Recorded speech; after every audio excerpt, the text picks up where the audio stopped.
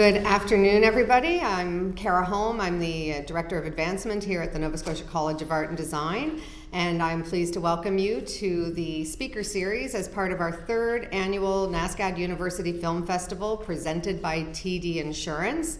We're just thrilled to have such a great lineup of films, and this year we're focused on documentaries, so we've got some exciting talent here. I won't take too much of your time. I'll just say thank you for coming. Thank you for those of you watching online later for your interest. And this is really just an informal conversation between some artists. And so I'm going to turn it over to Stephen Reynolds, who is a very well-known director here in Nova Scotia and part of the Directors Guild of Canada, and to do an introduction and welcome you all. Thank you so much. Thank you very kindly, Kara. If I may start, could I invite you guys standing in the back here to join us? Come down 4 or 5 rows, 6 or 7 rows, if you'd be so kind. It's hard for us to see you in the shadows up there, and if we engage in a conversation, it'd be great not to be. I don't need to go on. And if you don't mind, as you settle, I'm going to begin by stating a land acknowledgement, and I'll apologize in advance for brutalizing some of the language. NSCAD University is located in Kajapuktuk, the district of Sabanakadakati, the Mi'kmaqi, which since time immemorial has been unceded traditional territory and ancestral homelands of the Mi'kmaq Nation. We pay respect to the historic and contemporary Mi'kmaq artists who have, over millennia, created unique art forms and designs, and through generations passed down ways of being, knowing, and doing that are valued and respected. NSCAD University is committed to forging a relationship based on reciprocity as we move forward together in a good way, based on the foundational aspirations in our collective treaties dating back to 1725. In Nova Scotia, we recognize we are all treaty people. Thank you. Well, first and foremost, I'd like to say welcome to you all here at our, what I call the 2024 NSCAD Film Festival guest speaker sessions. My name is Stephen Reynolds, and I'm the business agent for the Directors Guild of Canada, and I come to this position by way of a 40-year veteran of the narrative and scripted world of Canadian and American film and television, and perhaps more importantly, I'm a 1984 graduate of this venerable institution, and owe the success, direction of my career to the foundational and academic education and experiences I learned and developed here at NSCAD University. I do indeed and have practiced and lived by the motto of heart, head, and hand. And I will be serving as your moderator, interviewer, and kind of go-between, as this is the first time I've ever done this, so I'm not exactly confident in each and every moment that will transpire over the next 50 or 60 minutes here. It will be my distinct pleasure and honor to introduce to you our guest and esteemed artist and filmmaker, Chris Hegedus, today, but first, a few housekeeping items, if you may. Today's session will be in the form of an interview, but is really a discussion. I want to emphasize that this discussion is not to be considered a one-on-one interview between myself and our guest, but a conversation between us all as a collective, as an opportunity for all of us to glean the most and the best of what this amazing and decorated artist and filmmaker can share with us here today.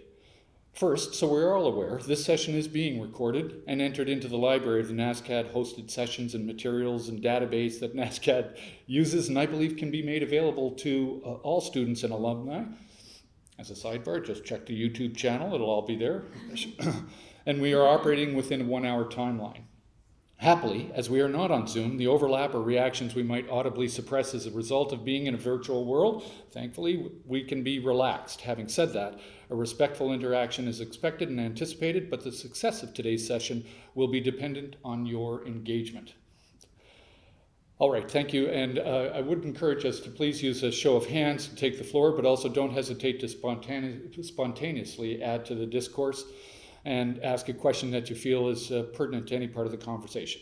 Now, moving along to our session, without further delay, please welcome 1973 NSCAD graduate in photography and experimental film, Chris Hegedus.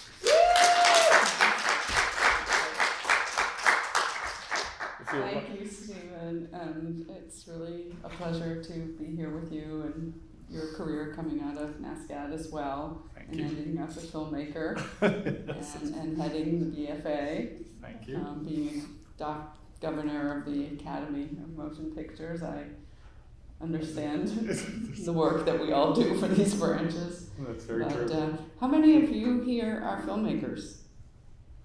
Oh, good. Nice.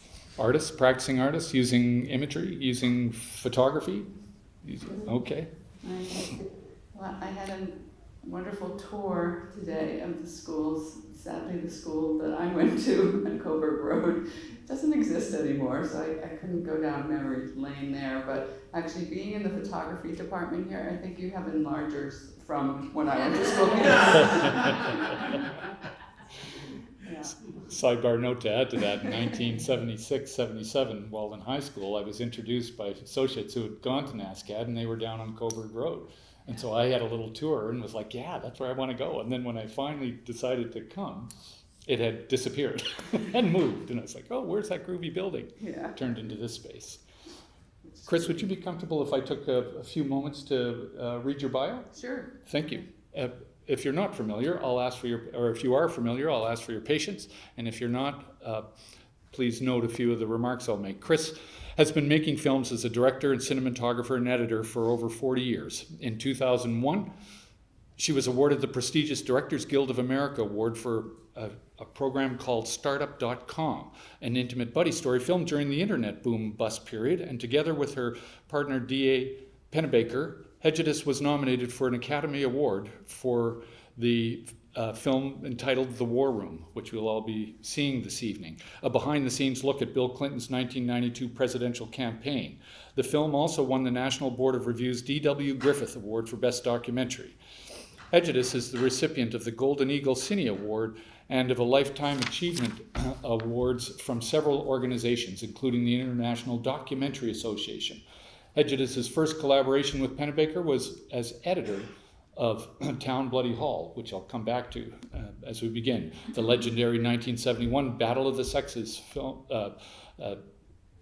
film between Norman Mailer and feminists Germaine Greer, Jill Johnson, and Diana Trilling that took place at New York City's Town Hall Theater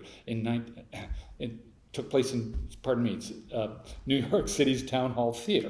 In 1977, Hegedus and Pennebaker and Pat Powell co-directed The Energy War, an acclaimed 5-hour, 3-part special for PBS that followed the historic legislative battle over President Jimmy Carter's energy policy. Harvard's Kennedy School of Government cited The Energy War as one of the best political films ever made. Throughout the years, Pennebaker have documented some of the most notable moments in the lives of their subjects. For example, DeLorean, a film that followed the auto entrepreneur John DeLorean as he built his dream company, and famous stainless steel gold-winged sports car, which a couple of them made their way up to Nova Scotia, and one of them I think sits in Burnside right now. Rockabye, created from a play written for them in 1980 by Samuel Beckett, captured Beckett's muse, Billy Whitlaw, in her Obie Award-winning performance, Moon Over Broadway. And Hegedus and Pennebaker's 1998 feature film starring Moon Over Broadway, Hegedus' and Pennebaker's 1998 feature film starring Carol Burnett, is a candid backstage view of the struggles of mounting a Broadway play. The New York Times cited this film as the best documentary of the year. Their HBO special, Ellen Stritch at Liberty, won a 2004 Primetime Emmy Award. And in 2006, she theatrically released Al Franken, God Spoke. Co-directed with Nick Daub, this film follows the political satirist Al Franken's personal transformation from comedy to politics. And then in 2010, the team released Kings of Pastry, which follows 16 French pastry chefs who compete for the prestigious Milieu Oeuvre de France Award. Kings of Pastry has been broadcast throughout the world and aired on PBS. The film was released theatrically in 2010 in the USA and Canada to glowing reviews. Hegedus has co-directed numerous music films. The short, on Randy Newman's song Baltimore, predates MTV and was one of the templates of the music video format. In 1989, they released the theatrical feature Depeche Mode 101. For Warner Music, This film follows the English band and a bus full of American fans across the country to their final Rose Bowl concert in a style later popularized in the TV reality series Real Life. In 2000, they produced by Miramax, they filmed Only the Strong Survive, a soul musical tribute that includes performances by Isaac Hayes, Wilson Pickett, Rufus Thomas, Sam Moore, The Supremes, Mary Wilson, and Jerry Butler, among others. Down from the Mountain, features some of the most talented bluegrass performers of our time and is a companion concert film to the Coen brothers' release of O Brother, Wherefore Art Thou? Chris has lectured on documentary film in colleges around the country. She taught filmmaking at Yale for 8 years and received their Film Studies Award. It should also be noted that Hegedus and Pennebaker last worked on the film Unlocking the Cage, their new documentary about animal rights lawyer Stephen Wise and his lawsuit-seeking personhood for a chimpanzee. Thank you. There's a whole bunch of things in there, Chris, that are just, I couldn't help but wanting to read it and reading. I've read it over a few times, and my own career took me through the narrative and scripted world, but it touched in music videos, it touched in document cinema verite, in direct camera style, and you are that person that is on the forefront of those styles that I have been the benefactor of and used. And so maybe I could start there and ask you to describe a little bit about your experiences here in the early 70s. And I think at that time, maybe 1971, you were the editor for the Lizzie Borden film, Town Bloody... I was there for Tom Bloody Hall, but I wasn't there for shooting it. For the shooting it, yeah. So you cut the film. I was here, possibly. Right. So maybe you could tell us a little bit about your experience here and how that may have influenced where you found yourself going. Yeah. Okay. Well, when I entered art college, which was in 1970, and I went to the Hartford Art School, which, like Nova Scotia, was an established art college from the 1800s. It had gotten a new dean who was very interested in what was going on in New York in the art world, which was really a revolution at the time. I mean, it was the beginning of conceptual art, performance art. It was kind of throwing away, the last vestiges of art objects, which would have been like hard edge minimalist painting, which was a very strange time to go to school because everything, was disappearing. And I had heard about Nova Scotia, and it was supposedly, the best art college in North America. It was cited by, some magazine, Art in America or whatever. And so I came up with my boyfriend to look at it. We thought it looked really interesting. You had all these artists, as opposed to Hartford and U.S. schools, you really drew upon international artists. So there were artists from Japan, from Germany, from all different places that, we didn't pay attention to in the United States because we're the United States, right? So, so I thought that was, fascinating as well. And so many of them were visiting the school, and not just in art, but in dance, in music, whatever. So we decided to come up here and go here. And there were fascinating people that I took classes with. Robert Frank was up here. He had was shooting Cocksucker Blues with the Rolling Stones and would show us his rushes kind of projected on, a huge wall like this, because that's how you watch things in those days. And, Steve Reich, the musician, was here, and he was just in the process of doing his piece drumming, and he would try to get us art students to each one of us would have to do some beat, and we were hopeless. He decided, but it was just a fascinating, electric time. But one of the things about the school at that point is you could kind of somewhat do your own thing or whatever. And during the process of it, I had been, because I didn't want to do conceptual art or performance art, I kind of segued more into doing kind of series of photographs with words and images and things like that. So I was kind of also starting to do avant-garde film and kind of following that whole movement of avant-garde filmmaking in the United States and Europe. And we put on a film festival, and in the catalog that had the films, the abstract expressionist films, experimental films, were the films by Drew Associates, who was a group of filmmakers, including Ricky Leacock, Pennebaker, Maisels, who had done some of the very first cinema verite films. And so we decided to rent a couple of those films, and it was just eye-opening for me, because filmmaking was not an option for women. I mean, there were very few women filmmakers. I mean, there was Maya Deren, who was doing the experimental film, who, was, very influential to me. But in Hollywood, I didn't know how you would make a film. And so these films were very much like Hollywood films, and where they followed a person during their life through a story that had a dramatic arc, and it looked like, you could shoot them yourself. And I had been, shooting and working as a camera person, so I thought immediately, like, this is kind of what I want to do. And then I graduated and bought equipment and tried to do that type of thing.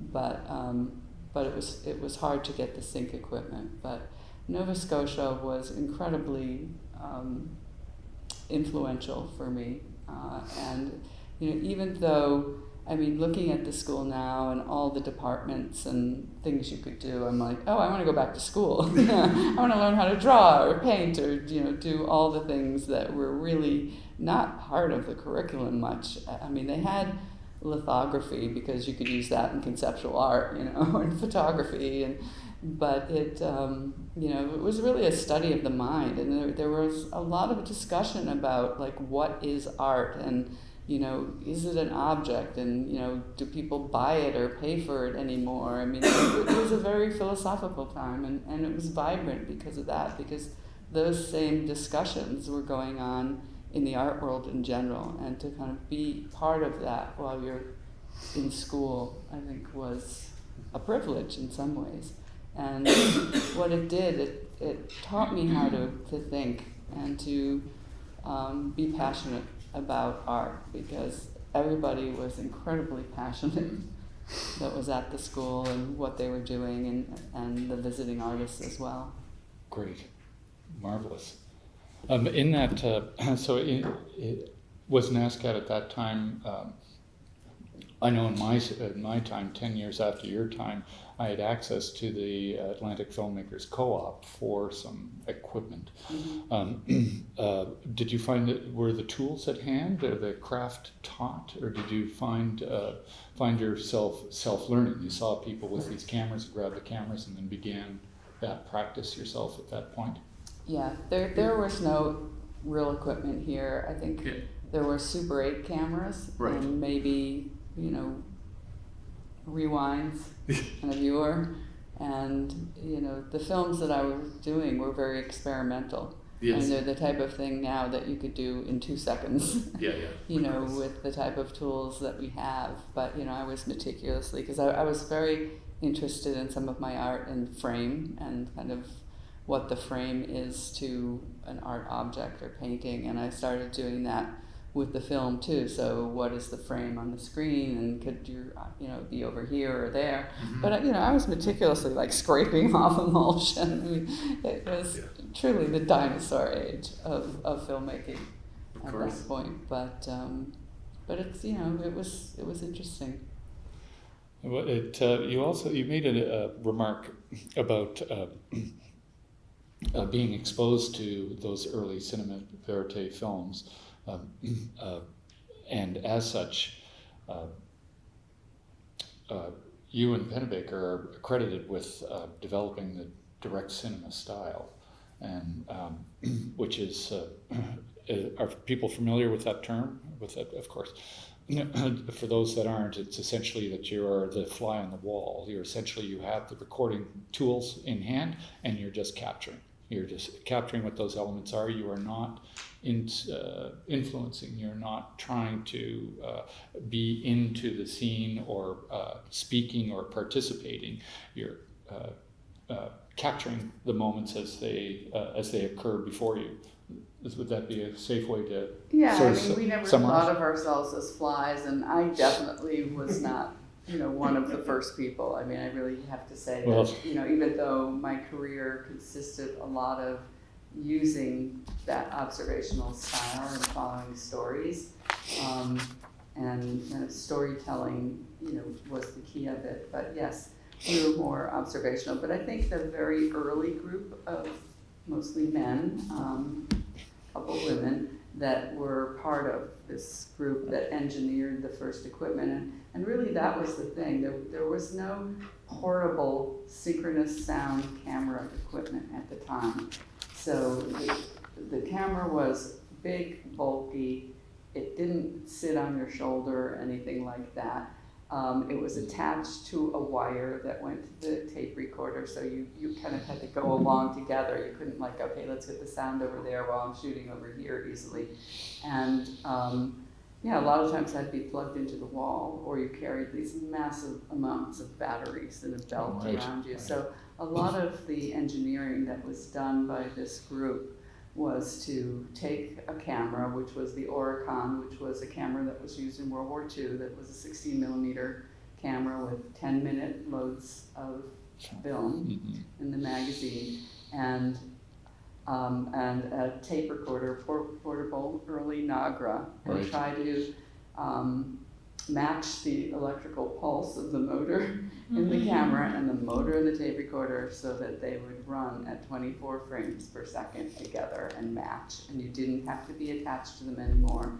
And then eventually modify the camera so that it could sit on your shoulder, put a handle on it, kind of cut the back off so it would balance a bit better, and be able to make movies where you could follow somebody in real life, where if they jumped in a cab, you could jump in it, just the two of you without a producer or whatever, and just try to follow the story, in a way that we take for granted, having our iPhone and being able to follow everything now. But, it was a huge step forward, and showing kind of real life stories was very influential to a lot of things, and to fiction filmmakers, who started using that style in the 60s, different independent filmmakers. And a lot of filmmakers like George Lucas, started making documentaries and using that style as the beginning of their careers making films. Excellent. Any questions, folks, or any comments that would add to it? Any experiences in the room you'd like to share or engage? Time's up. Nice try. I know my own exposure to motion picture developed out of being involved with photography, and then finding myself with those photographs, or with that frame, affecting the frame, that I needed. Oh wait, I wanted to tell. I had a second beat. Oh no, wait, I had a third beat. Oh wait, I was starting to do, as I'm sure most of us here, and starting to be engaged with trying to tell a story in a photograph, or a single frame, or a painting, or a sculpture. We found ourselves all getting engaged with adding text or adding elements to the image, as that period informed us through the 50s and 60s, the development and I want to say the demystification, but the really deconstruction of art as a precious object or a precious element. And we wanted to be able to break that mold, as sort of following the artists of the 50s and 60s that established that.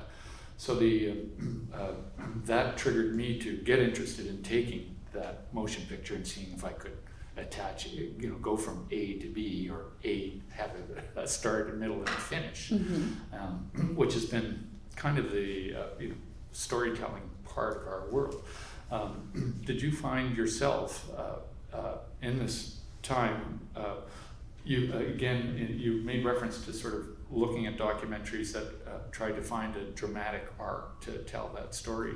Did you find yourself not interested in the dramatic arc and allowing whatever you were capturing, or the subject you were interested in conveying? Did you find yourself engaged with manipulating the image, or manipulating things to tell the story from your point of view? I mean, it was always so hard to just even follow a story because, you make up in your mind, I'm going to make a story about, this man. Like take the film about John DeLorean, who made that car that's in the film Back to the Future with the gull-wing doors, okay? So, you want to follow him, and, there's all these restrictions that happen, so you never end up making exactly the film that you thought you were going to set out making. And the people, who you think are going to be heroes that you're filming. John DeLorean was seen as like a Kennedy-esque character. He was going to take corporate car companies and make his own company and do something else. I mean, in the end, what happened was he built his factory in Northern Ireland during the Labour government, and then Margaret Thatcher came in, and she didn't care at all about John DeLorean's company and didn't want to put any more money into it and didn't really care about Northern Ireland or what was going on up there. Right. And so, he was struggling. So in the end, it ended up that he hid money in Swiss banks. He got caught in a drug sting trying to raise money for his company. So, you're faced with all these different things when you set out to make a film, which sometimes are enough of the story. But if you can't make the story in different ways, you find ways to do it. Mm-hmm. And, I've definitely used animation in the beginning of films. When we shot the film you were referring to, we shot it in 1977 following President Jimmy Carter's energy bill. And at that point, there were no cameras allowed to film in the Senate or, on the floor. So, we used animation to describe the scene, which was an unprecedented filibuster against the bill. So you do what you can. I don't like to be too precious and have rules. I think there is an excitement still about observational filmmaking and the sound has a lot to do with it too, with memory of just kind of, being in that place at that time. Right. And kind of seeing it and recording, what eventually is the history of our time in some way or another. Obviously, it's manipulated because, we're taking 9 months or 2 years or 4 years of however long we end making these monsters, filming and condensing it down to usually an hour and a half film. So, yeah. Did you have a question? Yeah. Sorry, thank you. You go first, sir, and then we'll come to Marcy. Thank you. This may be obvious to people more in films, but I'm just imagining what would a shooting schedule kind of be like for a film where you maybe imagine what the story that you're going to tell. Imagine, well, what do I have to do practically to get that story? Who do I have to talk to? Where do I have to be? And then it kind of develops. I imagine that you'd constantly be having to rethink and reconfigure like a schedule of how do you actually make something out of a story that's developing. What can you tell me about that? Mm-hmm. Yeah. Did everybody hear the question? Yeah. Yeah. I mean, because our stories are very character driven, we kind of follow what they're doing, and that kind of leads to what we're doing. But like anything, if things are going well, everybody's happy to have you around with their camera. And as soon as things are not going well, they don't want you there. And your question is like, okay, you step back, and how do you get your foot in the door again to continue filming and, and following the story? And, sometimes it ends up not at all like you thought, and sometimes, the person, it ends up being boring who you thought would be interesting. So, you're always reassessing it. And that's where I found, since Pennebaker and I worked as partners on a lot of the films, especially the films that were more story-driven in a way that a lot of the music films and concert films that we did weren't, is that it was really nice to have a partner, because then if things aren't going well, we can bond together and whatever. But the harder part is during the editing, because the editing is very subjective, and it's the more artful part in some ways. of creating a movie, and we usually got divorced once during each film that we did during the year, and it's it's a challenge, but I think you really have to want to do it. Great. So, Marcy? Sorry. So it took Stephen a really long time to read your bio, and not because he's a slow reader, but because you've had a really large. Because I'm an old person. No, no ageism, no ageism. Like, it took him a really long time, but of course, it's usually through saying yes to opportunity or something not working out that it takes us in all different directions that we could never have predicted we would go in. Mm-hmm. So in your massive career, and I realize that I'm putting you on the spot, but if there's kind of seminal moments that stand out for you in that were unpredictable, like in your development as a filmmaker, and kind of what some of those seminal moments were for you, Mm-hmm. and what you developed or where they took you. Mm-hmm. That's a huge question. Yes, sorry. I mean, there's just many ways to answer it. I mean, first of all, it's a total privilege when people let you into their lives and let you follow them. And, we have a special affinity for musicians. I think just because you can't fake being a musician. I mean, it takes some kind of beautiful innate ability, and kind of being around that is incredibly inspiring. So I would say most of the films that we've done on musicians have been really wonderful, inspiring things to do. I mean, of course, if any of you go to the film tonight, I mean, being with people who elect a president, that's an incredible moment to share with them, and it's a bond that you'll have throughout, our lives. When we see each other, we have that bond, and and the same thing is for a lot of the people that I film, because quite often I film them during these times that they are life-changing for them. They're testing themselves. They're like watching themselves jump off a bridge and seeing, can I do this? For a band like Depeche Mode, it was like, can I fill the Rose Bowl stadium and, be this band, without a manager and just do it. And so you have a bonding thing with your characters in different ways. But, I mean, I'm in the process now of kind of going through my archive and trying to do some kind of film about it, and a film about Pennebaker, my partner, who is also my husband, who died in 2019.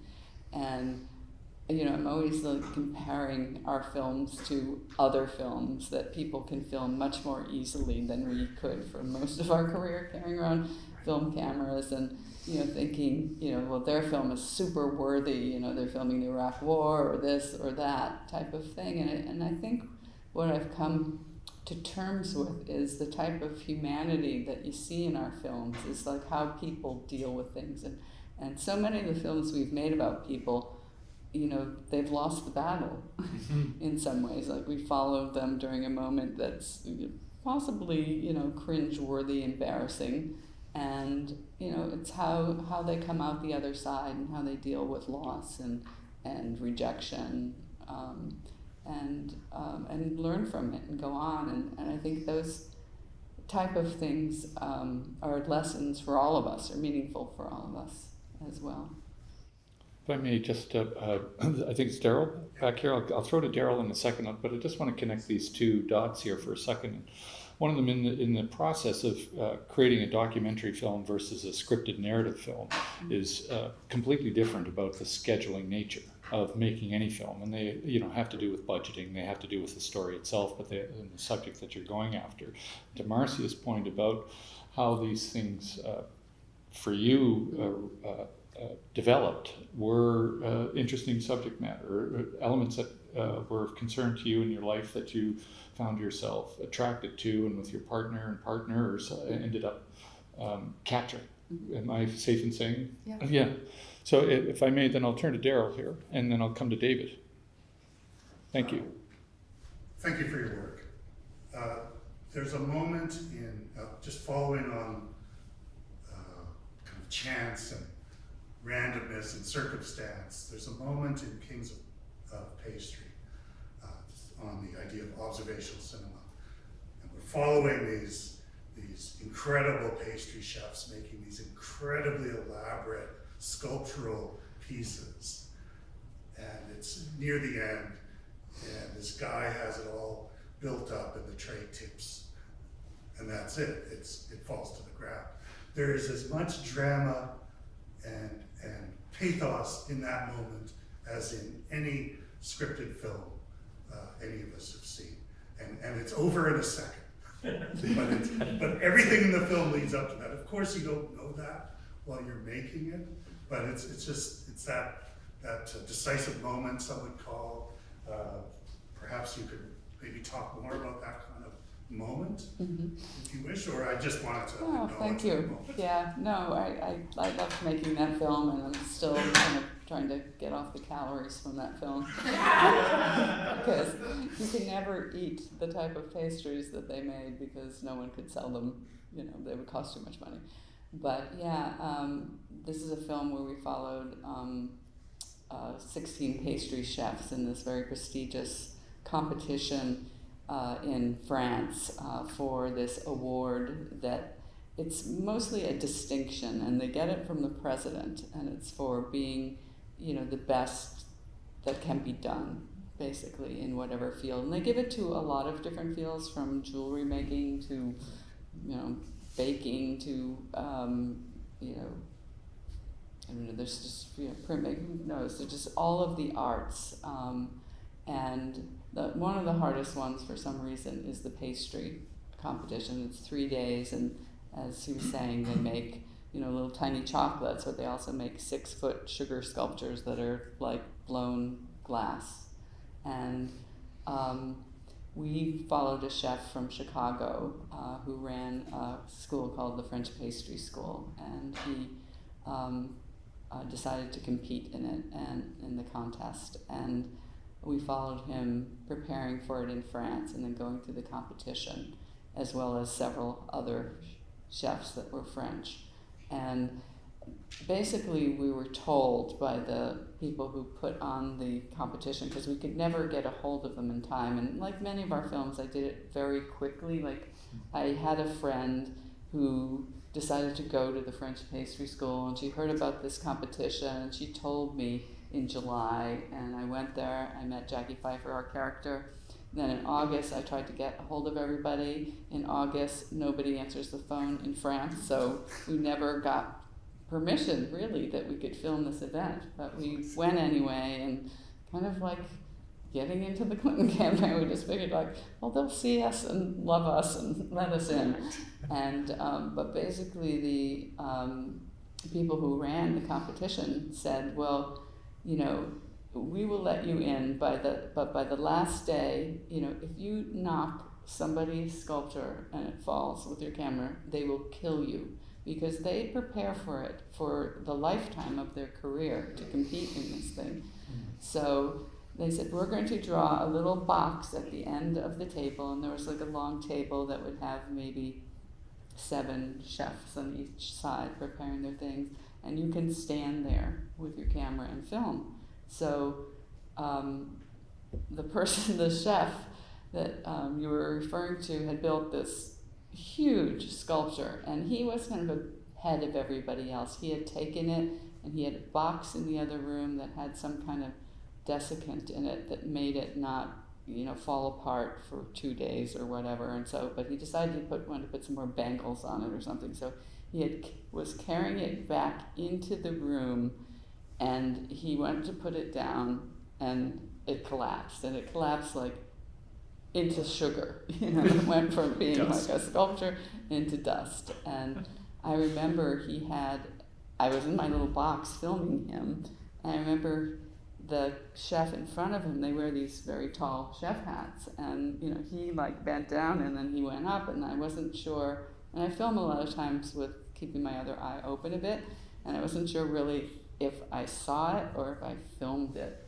And so, I went through the whole rest of this agony that this chef went through with the other chefs, kind of encouraging him to keep going and make something else quickly. And then I remember there was a moment that I could go to the ladies' room. They didn't really even have any ladies' room because all the chefs in France were men at that point.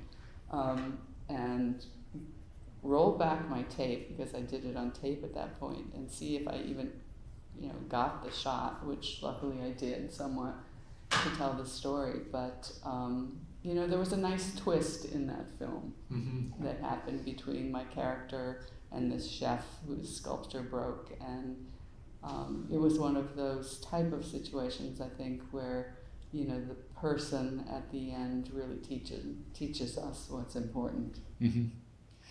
One of my early mentors, this is a great example. Thank you, Daryl. Around the world of there's the film idea you have, great. Then that turns into another film, that is the film you shoot, and then that again turns into another film, that is the film you cut. Yeah. And so there was delivered to you a fabulous point to set yourself as okay. There's the Right, there's we had a there's the spectacular crescendo of the ending, film. but we had our best friend, who led us into our lives, his life, lose. Oh dear. And that's a painful thing for That is. filmmakers. Indeed. To Mr. Craig, you had a question as well, Yeah. or a comment. Thank A you. bit of a two-part question. Could you make the War Room in 2024? And the other question is, do you know of anybody making such a film for this election? Mm-hmm. No, you could not make the War Room in 2024. I think that, I did a film, oh God, when was it? It was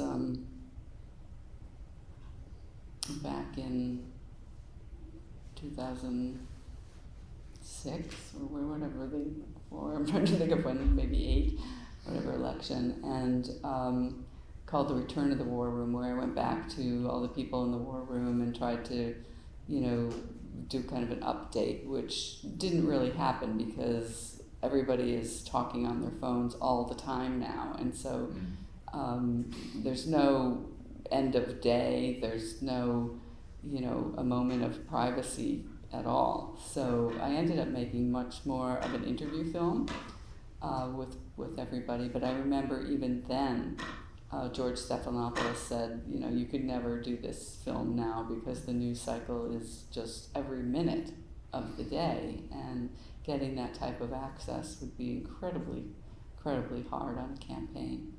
So I don't think you could do it in the same way. I know people try to do it, and I know several people are doing films that are more based on democracy and the idea of the end of democracy. But I don't know if they're doing that.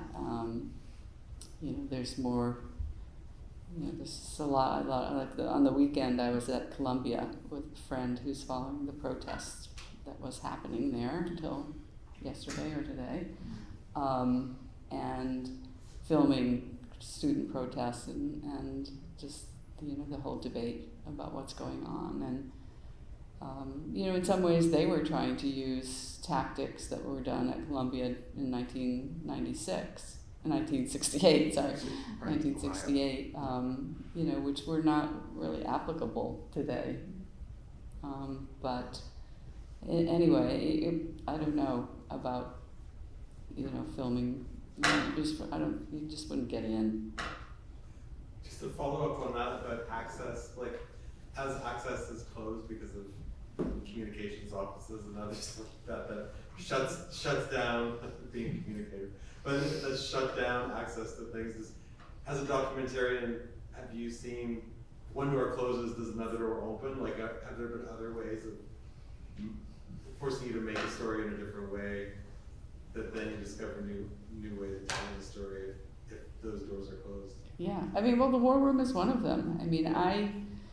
Pennebaker and I wanted to do a film about a man running for president for many years. He had tried to do it and filmed a bit with Robert Kennedy, and then sadly that film wasn't made. And we tried the year before we shot The War Room, and we couldn't get any money, even though we had some access at that point. And so, for The War Room, we ended up getting just a little bit of access, but not really to Clinton himself. We tried to get into the Bush campaign, and they said, you know, we have all this other mainstream press here. There's no way we can let you in. And Perot denied he was running, and so we were kind of left with the booby prize of the campaign staff of Clinton, because Clinton had a photographer and Newsweek following him. So it was like, okay, well, you can film with the campaign staff if you want. And it was, you know, it was like the booby prize. It was like, if he lost, what would you have? A film about the campaign staff of the losing candidate. You know, how saleable or interesting would that be? So it, you know, it was a huge gamble even to do that. But, you know, I mean, we were very lucky that we stumbled across James Carville, because, you know, I always joke that, you know, if I had James Carville or Bob Dylan in every film, I would just be set for life. But yeah, I mean, he was just an amazing, charismatic force, and to have George Stephanopoulos with him as kind of a buddy story seemed like it would make a film. But we had very little access, and in a lot of ways, I called it the war room, so I wouldn't be faulted for not getting all the rest of what goes on in a campaign. Makes sense. It makes me think of a broader picture, or broader question. And I'll apologize if this is irrelevant to folks. So the War Room goes on to get an Academy Award nomination, and has its great success. Did that, along with the subject matter, because Clinton did become president, did that credit change your trajectory? You and Pennebaker could you access money? Could you as a woman access more subject matters, or more money, more grants? How did that affect you? It did not affect us at all. We never could raise money. We had a young, you know, very charismatic company, October Films, Bingham Ray. He was a real force for independent film. To put the film in theaters. When we were about to put the film in the theater, Clinton had his hair cut by Chris or somebody on the Air Force One, and everybody's love for Clinton just went. And so, you know, people weren't, you know, interested, or didn't know if anybody would be interested in it. I mean, it ended up being distribution-wise, it did well because the mainstream press were interested, because we were somewhere that they weren't. And we had stories that they didn't get. So they pushed it along, but it didn't help in any way. We couldn't sell it anywhere. Tried to give it to public television, and they were terrified because of, you know, it's about Democrats, and they have to be, you know, fair, and what about Republicans then? And literally, the place that took it was the new Disney cable channel. It was packaged with a lot of other films, and I had to bleep every time James Carville swore. So, you know, it had its notoriety and fame and whatever, but it you know, it did not help us financially at all. I mean, Canadians are lucky in some ways that you know, fall more towards the British tradition of respecting documentary. You have a long history of documentary here, and you know, you have an arts, you know, foundation in this country that is, you know, respects and supports artists. We had that a little bit when Reagan came to power. You know, there was what's his name, the photographer who did a show with a lot of nudes in it, and you know, the arts just got totally cut, and so it's hard to raise money from grants and stuff in the United States. But you know, nobody asked me to be a documentary filmmaker, so there's that. Please. Chris, have you found an approach into the archive, or how does it feel looking at the archive? Are you beginning to imagine how you're going to wind your way through there? This is the film that I'm hoping to do on my archive, and I'm a penny and about filmmaking.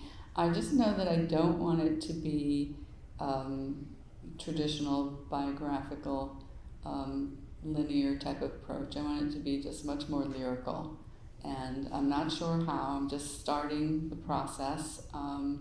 There's just so many interesting moments in films that can be dealt with in different ways, and I'm excited about it. And like the two of you, I'm going to partner with another woman who is younger than me, and she doesn't know all of our films at all, so she's kind of watching them through her eyes, but I feel very good about the partnership, and I'm excited to see where it lands. And for me, one of the other hopeful things about it is, so I have this massive archive of films from the 50s till now. They span all sorts of medium, from 16mm film to, digital files that we've shot in. But, a lot of the film is, it needs to be restored, and it needs to be made into some type of file that can be distributed and looked at and preserved, especially the 16mm film. And in a lot of ways, the tapes that were shot with 16mm are almost more vulnerable than the film itself. And so there's a real urge and crisis for us to find somebody to help us restore our films and find a home for them. Right. And so that's my other task. And I'm hoping that this film, will help move that along. But I loved seeing your film last night, and it was very inspirational for me. So I thank you, and I look forward to your film tonight as well. So thank you. So our timeline is rapidly coming to an end. We've got about 5 minutes or so left here. But are there any other questions, comments to be made? Please, sir. Well, this is sort of like the question that everyone asks you when you're at a film school or art school. So, what advice do you have for emerging filmmakers in this rapidly chaotic multimedia environment, wanting to tell stories through what so-called nonfiction? Mm-hmm. My advice is always just to start and do it, because that's the only way to test you. These films are really hard to make. And, if you're passionate about something and have an idea, then, just try to do it. I mean, the medium is just so much more available to you now than it was to me then. And, in a lot of ways, the way that I met and partnered with Pennebaker is I was looking for a 16mm camera, and because they were hard to get. And so I went around and tried to find somebody to partner with, and I was sent by Bob Drew up to Pennebaker, and he had a wall full of films that he hadn't edited, and I started by editing films for him that were sitting on his wall for very little money, and I got to use the camera equipment. He made a whole rig for me. It broke all the time. I eventually bought a CP16 camera, which was a knockoff basically of their camera. You just have to start somehow, and watch a lot of movies, I'd say, and see what interests you. That's amazing. Well, thank you all. And Stephen, I want to hear more about your career as well at some point. It wasn't that much of a conversation between us. Well, no, I know. I'm sorry we missed that opportunity in advance of this. My world does live in the world of fiction, but it's I'm struck profoundly by the time period that we're talking about, and the wealth of that information that you hold, and how to preserve that, and how to the time that it takes, the money that it takes, and the efforts. And you and your partners have chronicled an incredible, amazing period of the second half of the 20th century and the first quarter of the 21st century. That's should be all educational institutions. I'm not looking at you, Kara, specifically, but just the having that and supporting the archiving of that material and summation of that material would be an important part of our collective future here, I think. I hope so. Well, thank you, and thank you so much for joining us. Any other comments or remarks want to be made? Well, then I think I'll just quickly say on behalf of NSCAD, the students, faculty, and alumni, we'd like to sincerely thank you very, very kindly for joining us today, and hope this is only the first of many, many more visits go forward. Thank you. Thank you.